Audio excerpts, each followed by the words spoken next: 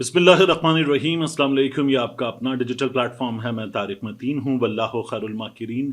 अल्लाह सबसे बेहतर तदबीर फरमाने वाला है, वही बचाएगा मेरे देश को बलाओं से, जो बारिश में शजर से घोंसला गिरने नहीं देता, क्योंकि उसकी तदबीर तमाम तदाबीर की इमाम है। आज मई की 22 तारीख है, जुमेरात का दिन। मेरा आपसे आज के दिन ये पहला इंटरेक्शन। सबसे पहले बात, फील्ड मार्शल आसिम मुनीर साहब के हवाले से एक बार फिर एस्टैब्लिशमेंट के नुमाइंदे फैसल वावडा ने जो बातें की हैं उनकी बात करेंगे। पहले फैसल वावडा ने निशाना बनाया मुस्लिम लीग नून को, मरियम नवाज को, और ठीक ठाक निशाना बनाया। मैं देख रहा था कुछ ऐसे सहाफ़ी जो हम कहते हैं मखसूस सहाफ़ी, या मैं उनको भोंपू सहाफ़ी कहता हूँ, वो ये बातें कर रहे थे कि नहीं, फैसल वावडा ने जो बातें की हैं वो मरियम नवाज पे उनकी अपनी बातें हैं, इस्टेब्लिशमेंट का ख्याल नहीं है। जो मियाँ नवाज शरीफ के हवाले से बातें की हैं वो अपनी बातें हैं, इस्टेब्लिशमेंट का ख्याल नहीं है। तो एक तो इस्टेब्लिशमेंट का ख्याल, यानी इस्टेब्लिशमेंट के दिमाग में क्या चल रहा है, ये हमारे भोंपू सहाफ़ियों को पूरा पता होता है। ज़बरदस्त। एक तो ये कमाल है, यानी ये फैसल वावडा से ज़्यादा जानते हैं इस्टेब्लिशमेंट को। देखिए, फैसल वावडा आज इस्टेब्लिशमेंट की नुमाइंदगी करते हुए मेरी राय में वही मकाम रखते हैं जो पहले खुद दावा भी करते थे और नज़र भी आता था कि शेख रशीद साहब रखते थे। फिर उसके बाद हमने कुछ लोगों को दरमियान में हल्का फुल्का सा ये काम करते हुए देखा, लेकिन अब फैसल वावडा साहब एक ये काम करते हैं, दूसरा बहुत भरपूर अंदाज में करते हैं। शेख रशीद साहब के अंदाज में बड़ा अवामीपन था, फैसल वावडा के अंदाज में अवामीपन भी होता है। फिर फैसल वावडा साहब जो हैं वो ज़रा ज़्यादा दबंग अंदाज में करते हैं वो काम, और वो एक दो सहाफ़ियों की तरह बाकायदा चैलेंज कर देते हैं, सबको चैलेंज कर देते हैं कि इस्टेब्लिशमेंट सब ठीक कर देगी, इस्टेब्लिशमेंट सबको तुन के रख देगी और बता देंगे। तो वावडा साहब ये काम करते हैं और बड़ा अच्छा करते हैं। तो वावडा साहब की हम बात करें कि वावडा साहब ने अब क्या कहा है। अब वावडा साहब का निशाना है इमरान खान साहब। वो इमरान खान साहब जिनकी तस्वीर अब तक फैसल वावडा के ट्विटर पे मौजूद है, जिनको वो अब भी हमदर्दी रखते हुए अपना लीडर कहते हैं। अब वो अपना लीडर मुकम्मल तौर पर नहीं कहते, लेकिन वो कहते हैं कि मैं चाहता हूं कि इमरान खान साहब के मामलात बेहतर हों और मैं उनके लिए काम करूंगा, मैं इमरान खान को नुकसान पहुंचे ये नहीं चाहूंगा, तो सब इस पे काम करेंगे। वावडा साहब ये टेलीविजन प्रोग्राम में इस तरह के जुमले भी बोल चुके हैं।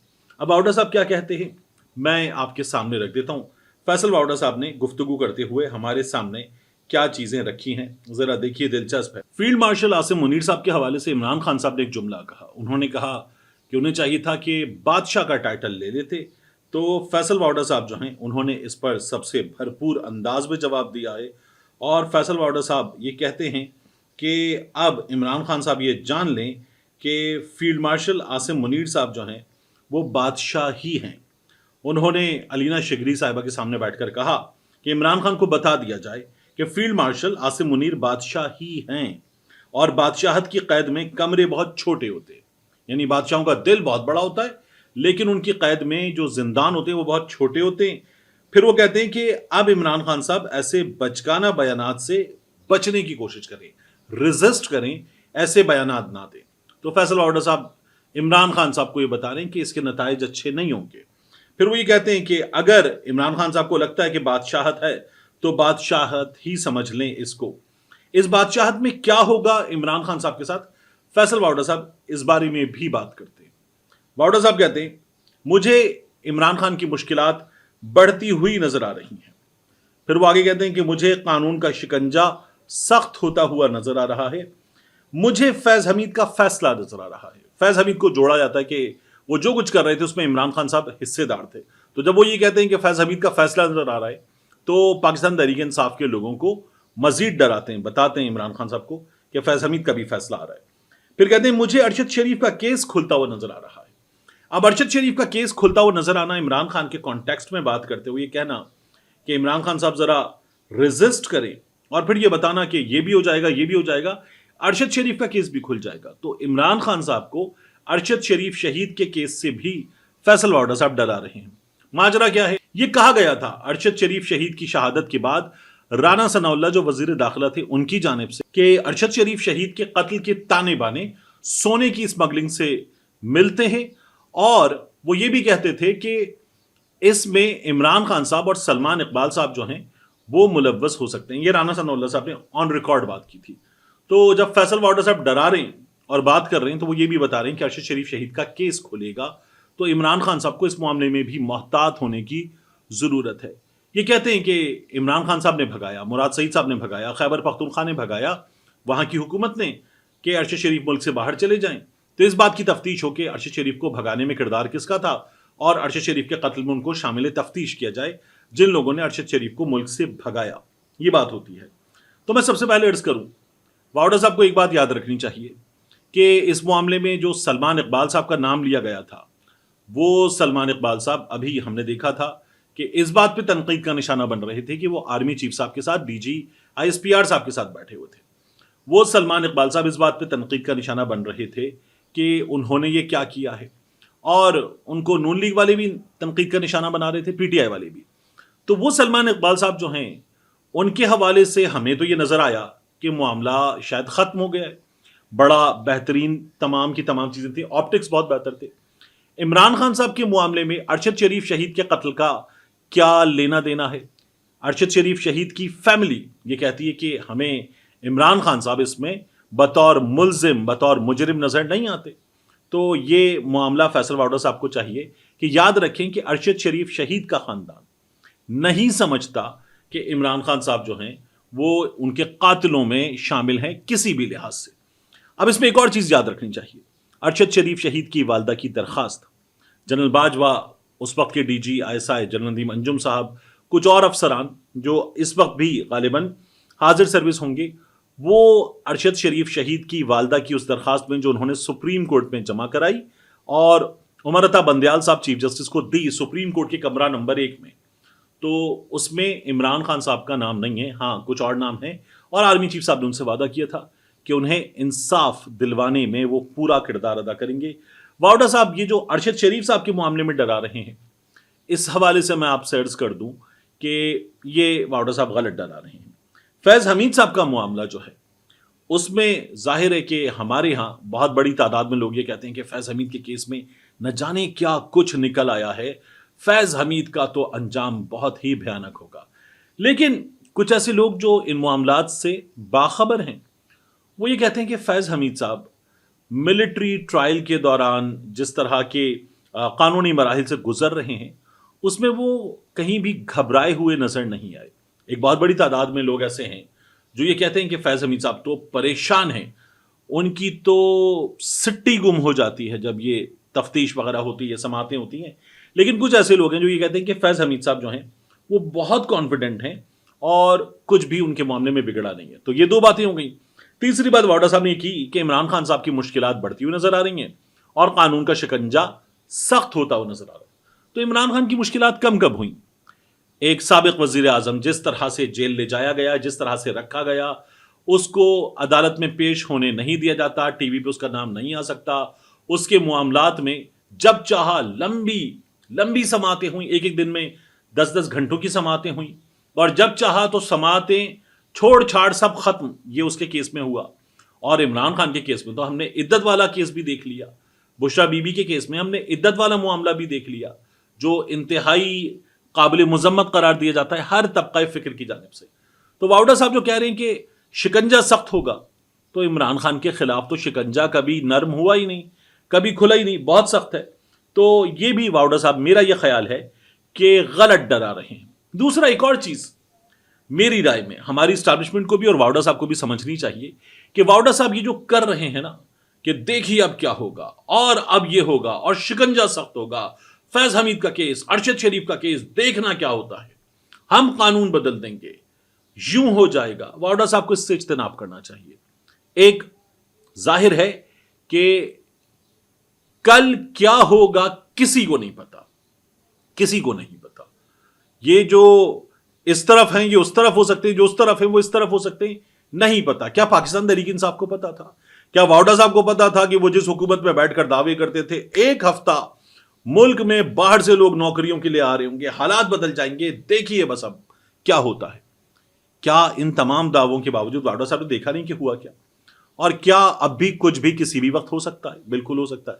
کیا اس وقت ہونے کے چانسز ہیں؟ کم ہے، بہت ہی کم ہے، بہت ہی کم ہے. زیرو تو کبھی بھی کچھ نہیں ہوتا اس طرح کے حالات میں جہاں چانسز کی بات ہو. لیکن پاکستان تحریک انصاف کے لیے اس وقت مشکل ترین صورتحال ہے.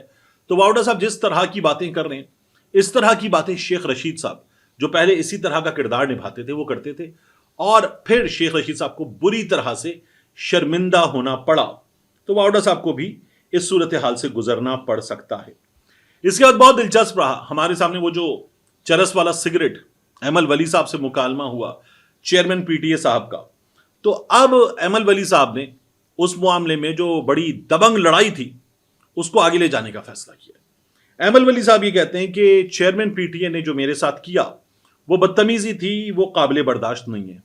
وہ یہ بھی کہتے ہیں کہ میں یہ یقینی بناؤں گا کہ چیئرمین پی ٹی اے کو منصب سے ہٹایا جائے، چیئرمین پی ٹی اے کو ان کے عہدے سے ہٹایا جائے۔ یہ عوامی نوکر اور ہم عوامی نمائندے ہیں۔ واؤڈا صاحب یہ کہہ رہے ہیں کہ ہم ذرا سپیریئر ہیں کیونکہ یہ عوامی نوکر ہیں، ہم عوامی نمائندے ہیں۔ مجھے دادا نے سکھایا جیسا منہ ویسا تھپڑ، یہ ایمل ولی صاحب کہتے ہیں۔ اور ایمل ولی صاحب کہتے ہیں کہ چیئرمین پی ٹی اے کے خلاف تحریک استحقاق پیش کروں گا۔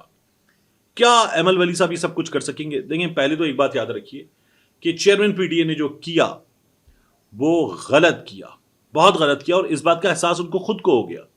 جب ان کو خود کو ہو گیا تو انہوں نے وہاں پر بار بار اپالوجی کی۔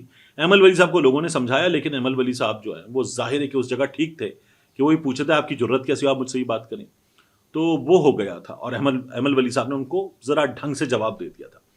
لیکن اس سے آگے بھی ایمل ولی صاحب چاہتے تو کوشش کر لیں، ان کا حق ہے کہ وہ کوشش کریں، ان کا حق ہے کہ وہ یہ چاہیں کہ جو ان کے ساتھ ہوا ہے، جو ان کی تذلیل کی گئی ہے، اس پر سزا بھی ہو اور ان کو منصب سے ہٹایا جائے، اس کی وہ کوشش کر لیں۔ لیکن کیا یہ ہو پائے گا؟ نہیں ہو پائے گا۔ میں ابھی دعویٰ تو نہیں کرتا، لیکن ہمارے یہاں کی جو حالات ہیں، جو چیزیں ہیں، جس طرح کی ہماری جمہوریت ہے، جتنی مضبوط ہے، اور یہ جمہوریت جس طرح کے ایکشن لے سکتی ہے، اس کو میں سامنے رکھوں تو ایمل ولی صاحب سے جب وہ سوری کر چکے تو اس کے بعد اب سب ان کے ساتھ کھڑے ہوں گے۔ یہ نہیں ہو پائے گا کہ ان کو اس عہدے سے ہٹایا جا سکے۔ ویسے بھی ایمل ولی صاحب کی کوئی ایسی انتخابی طاقت ہے کہ وہ شہباز شریف صاحب سے کہیں کہ یہ کر دیں، نہیں کریں گے تو میں آپ کی حکومت کا سہارا نہیں رہوں گا، آپ کی حکومت گر جائے گی۔ کیا ایمل ولی صاحب یہ کر سکتے؟ نہیں کر سکتے۔ کیا ایمل ولی صاحب یہ دھمکی دے سکتے ہیں کہ میرے ووٹ جو ہے وہ آپ کو آئندہ دستیاب نہیں ہوں گے؟ تو ابھی مخصوص نشستوں کے فیصلے میں حکومت کو طاقت کا انجیکشن لگنے والا ہے، تو وہ طاقت کا انجیکشن لگے گا تو ایمل ولی صاحب اور فارغ ہی ہو جائیں گے۔ تو ایمل ولی صاحب اس وقت غلط کھیل رہے ہیں، سوری ہو گئی ان سے، تو ایمل ولی صاحب سخت جملے بولیں، سنا دیں دو چار، اور معاملہ ختم کریں اور کہیں کہ ٹھیک ہے انہوں نے سوری کر لی، اچھا کیا، ورنہ میں یہ کر دیتا۔ ایمل ولی صاحب اس سے آگے جانا چاہتے ہیں تو میرا یہ خیال ہے کہ بہت بڑی غلطی کر رہی ہیں، ان کو نہیں کرنا چاہیے۔ اس کے بعد عمران خان صاحب کو جو معلومات دی گئیں، علیمہ خان صاحبہ کی زبانی ہمیں پتہ چلا کہ انہیں ڈرون حملوں کے بارے میں بتایا گیا، کاٹلنگ والے ڈرون حملے کے بارے میں بھی، اور جو میر علی میں ڈرون حملہ ہے اس کے حوالے سے بتایا گیا۔ اور علیمہ خان صاحبہ نے کہا کہ عمران خان صاحب نے اس کی سخت مذمت کی ہے۔ عمران خان صاحب تو ویسے ہی ہمیشہ اپوز کرتے رہے ہیں، اور عمران خان صاحب نے کہا کہ وہ گنڈاپور صاحب سے کہیں گے کہ اس کو رکوایا جائے، ایک رکوایا جائے، دو نہ صرف رکوایا جائے، عمران خان صاحب یہ بھی کہتے ہیں کہ اس کی تفتیش کروائی جائے، اور تیسرا ذمہ دار جو ہیں ان ڈرون حملوں کے پیچھے انہیں کیفر کردار تک پہنچایا جائے۔ یہ عمران خان صاحب نے گنڈاپور صاحب کے لیے چیلنج رکھ دیا۔ تو عمران خان صاحب اس کی بھرپور مذمت کر چکے ہیں، اور عمران خان صاحب اسے ناقابل برداشت قرار دیتے ہیں۔ اب میں دیکھ رہا تھا کہ چھوٹا بھائی ہے اور دوست ہے، بڑا اچھا تعلق ہے، اقرار الحسن سید، اقرار صاحب نے ایک ٹویٹ کیا اور کہا کل عمران خان صاحب سے ملاقات کے بعد وکلا نے باہر آ کر خان صاحب کا پیغام بھی سنایا۔